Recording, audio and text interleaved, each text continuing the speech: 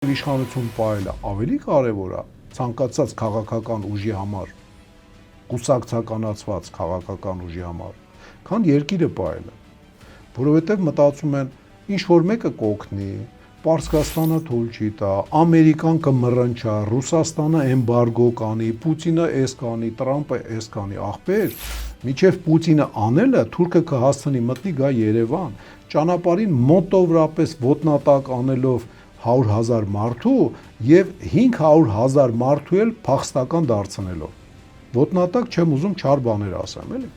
Կարող է իմաստունի սահմանը տնենց ամուր լինի ու գրագետ քաղաքացիներով ռազմական տեսակետից հագեցված կրակակետերով, որ իրանք ուղակի չկարողանան ներթափանցել։ Այո, Հայաստանի ճակատագիրը դա ծովային ոզնի դառնալն է, ով տեղյակ կա դա ինչ կենթանի է, թունավոր փուշերով։ Իրեն ցանկացած ձուկ կարա ուտի, բայց ոչ մի ձուկ ի վիճակի չի իրան ուտելուց հետո չսատկի։